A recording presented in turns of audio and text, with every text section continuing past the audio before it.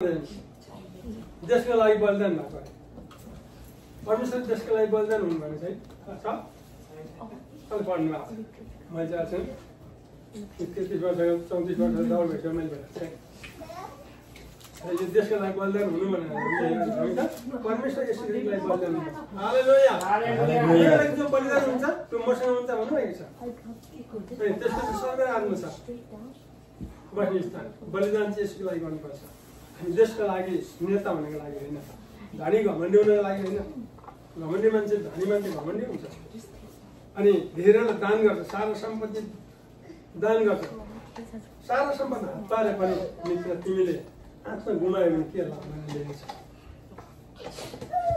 बडा दुःखको कुरा चाहिँ हामी प्रेमको धनी हुनुपर्छ हालेलुया हामी प्रेमको धनी एक अर्कामा प्रेम हुनु पर्यो प्रेम हुनु पर्यो हामी ख्रिस्टका दुलै हुनु भनेपछि हामी ख्रिस्टका परिवारका भित्र है उनका जीवन साथी भनौँ न अहिले हामीलाई पनि संसारमा जीवन साथी भएको छ कुनै घरको एउटा मेन मान्छेको डर मानेर प्रेम गरेन भने हाम्रोमा ज्याले जस्तो भन्छ मात्रै विश्वास गरेको काम हुँदैन हामीले 50 वर्ष गऱ्यौँ भने मिलाप छैन भने विश्वासको मात्रै भयो है श्रीमान श्रीमतीमा झगडा भयो भने विश्वासको मात्रै हुँदैन किन परमेश्वर कसो हुन्न त्यो त दुलाई त हामी ख्रिस्टको दुलाई हो नि हामी त स्वर्ग जाने मान्छे हो नि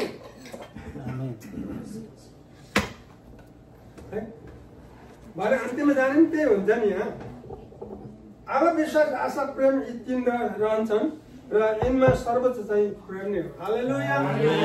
जाने चाहिँ प्रेमले मात्रै स्वर्ग लान्छ भन्ने गरेको विश्वास नि प्रेमको विश्वास हो किनभने परमेश्वरले संसारलाई यस्तो प्रेम गर्छ त्यही प्रेमको विश्वास हाम्रो आमेन त्यही प्रेमको विश्वास हो जब यसले प्रेम गर्नुभएको छ हामी प्रेमै सिकेका थिएनौँ भने के गर्छौँ हामी जस्तो लाभामा हुँदा पनि हुन्थ्यो तर यसले तपाईँले मलाई प्रेम गर्नुभएको छ आफ्नो बलिदान गर्नुभयो आफू मर्नुभयो हामीलाई जीवित पार्नु भएको छ हामी जिउँदा भएको मान्छेले चाहिँ जिउँदो प्रेम गर्नुपर्छ हालेलुया जिउँदो प्रेम गर्नुपर्छ दुखी होस् गरिब होस् सानो होस् ठुलो होस् लाटो होस् बुद्धिजीवी होस् राजा होस् मन्त्री होस् तल भुइँ मान्छे किन कोडेसम्म किन नहोस् तपाईँ म भुइँ मान्छे होइन तपाईँ मान्छे त तपाईँले मात्रै स्वर्गीय मान्छे स्वर्गीय मान्छे हामी अनि हामीसँग प्रेम छैन अनि दम्पत्तिमा प्रेम भएन भने पनि त्यस्तो हुन्छ है झ्याइ गर्ने झ्याइले जस्तो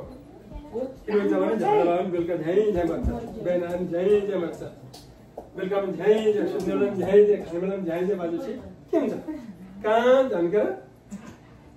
बरु के हुन्छ कौशिका कुना भन्नुहोस् त के भनेको थियो बच्चाले भनेको मैले तप तप गर्ने झरी जस्तो सुतेर कानमा तप तप पानी उता सर त्यस्तो चुन्छ भने निर लाग्छ तप त घरको झगडा दम्पत्ति जीवनको झगडा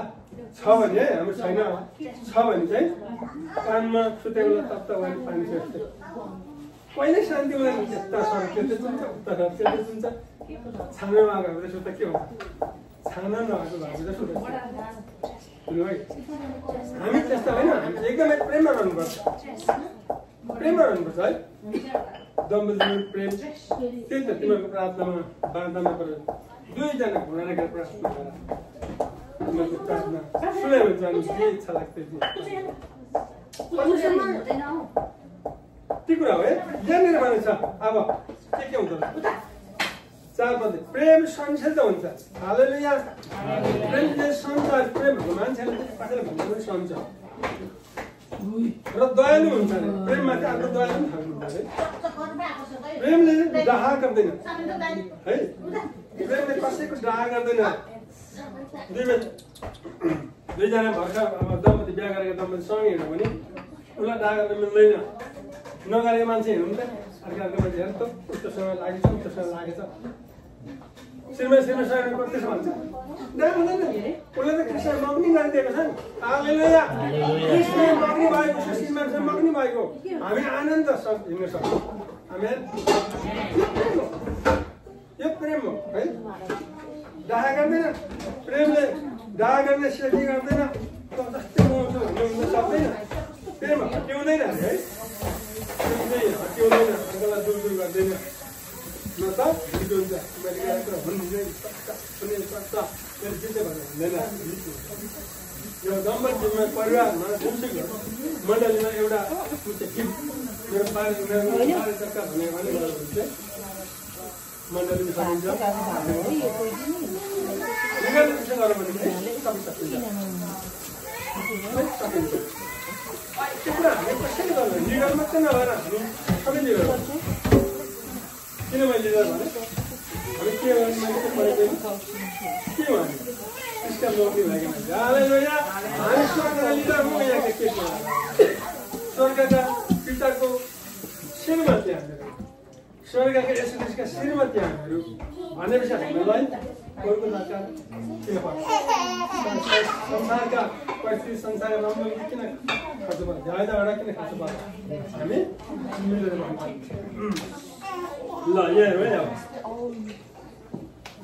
प्रेम हटिँदैन ढिट हुँदैन प्रेमले कसै कुरामा जिग्दी गर्दैन घरको मान्दैन खराबको हिस्सा राख्दैन प्रेम खराबीमा प्रसन्न हुँदैन र ठिक कुरामा रमाउँछ प्रेममा रमाइलो हुन्छ है प्रेममा बाँधिएको दम्पती जीवन परिवार जो मान्छे हामी खुसी आनन्द भइरहेको देख्छ रमाइलो भइरहेको देख्छ त्यहाँनिर जो पनि फर्स्नु परिरहेको है झगडा भएर झाडा बिरालो नेउरी बेला त्यो जग्गा खेर कोही बस्छ आन्छ नि झापा आन्छ नि त्यो जाने मानेर चाहिँ प्रेम हाल्छ त्यसरी गरेर चाहिँ मित्र आज हामी त्यस्तो छैन हौ त्यस्तो हुनु त्यस्तो त्यो बाध्यता चाहिँ शैतानले पाएको त्यो तपाईँले मेरो जीवनको कुरा आउँछ नि त्यो चाहिँ मलाई शैतानले हाते गर्दैछ पछ्याउने थाहा गर्दैन हामी एकदम नाटेर एकतार जारी गरेर शैतान हिँड्न साह्रो पर्छ मित्र म के भन्दैछु सुन्नु पर्छ है शैतान हातमा हुँदैन नि जब अघिसक्यो भने नि शैतानलाई खेल्ने मान्छे चाहिँ असल जीवन जिएको मान्छे पहिला परमेश्वरको अधीन गर्नुपर्छ हालेलुया परमेश्वरको प्रेम बाहिर छ भने त्यसले पटक्कै शैतानले खेल्छ 50 वर्षको भेट्छु लिडर पाएको खेल्दैन खेल्दैन परमेश्वरको अधीनमा छैन भने परमेश्वरको प्रेममा छैन भने त्यसले विश्वास त्यसको विषयले सधैँ थाहा म यसको चिन्छु पावन चिन्छु त चाहिँ को भनिसकेपछि के भन्ने बाइबलमा नाङ्गे पारेर खेल्दैछ यसको नाम निक्ला भन्ने मान्छेलाई नाङ्गे पारेर खेल्दैछ चित्तर है बिरालो जस्तै आज मित्र जीवनमा नि जब शैतानले काम थाल्यो भने नि होसियार हुनुपर्छ एकदमै प्रार्थनामा जानु पैसा झगडा गर्ने होइन है प्रार्थना गर्नुपर्छ झगडा गर्नु होइन प्रार्थना गर्दा गर्दा गर्दा के हुन थाल्छ नि प्रभुले उत्तर दिन थाल्छ नि त्यतिखेर भाग शैतान भन्ने बित्तिकै चोला राख्छ आफै हिँड्छ आफै लाग्छ यहाँ त्यो आफै लाग्छ त्यस्तो लेखेको छ नि आज शैतानलाई भगवान् चाहिँ मिल्नुपर्छ है शैतानलाई भगवान् चाहिँ परिवार मिल्यो भने बाहिरको मान्छेलाई भन्नुहुँदैन दम्पती चाहिँ मिलेर छन् त्यो छेट्याउनु सक्दैन मण्डली मिलेको छ भने कुनै आएर आक्रमण गर्दैन भन्दा हाम्रो मण्डली असल छ भन्ने मान्छे धेरै छ नि तर त्यसो भन्ने पनि सक्दैन मिलेर हिँडेको छ नि प्रेममा छ नि प्रभुको अधीन प्रभुको दर्शन भित्रमा हिँडेको छ है दर्शन भित्रमा हिँडेको छैन भने त्यसले भन्ने बित्तिकै मान्छ अब हाम्रो त्यो अहिले हिँडिहाल्छ किनभने दर्शनै भित्रमा हालै हुँदैन त्यस्तो मान्छेले के भन्छ भन्ने पनि हिँड्ने मान्छे चाहिँ के भन्छ त्यसरी पढ्नु पहिले हुनु दुईको कुनै ठाउँमा पढ्नु के भन्छ भन्ने बित्तिकै हिँड्ने मान्छे पढ्छ पहिले हुनु दुईको हुने राम्रो सुन्नु तिनीहरू हामीबाट निस्केर गए किनकि तिनीहरू हामीमा थिएनन् हाम्रा थिएनन् यदि त्यो हाम्रो हुँदा हुन्छ तिमीहरू हामीसँग रहने थिए तर तिनीहरू सबै हाम्रो होइनन् रहने छैनन् भन्ने कुरा रहेन रहेछन् भन्ने कुरा प्रकट गराउनलाई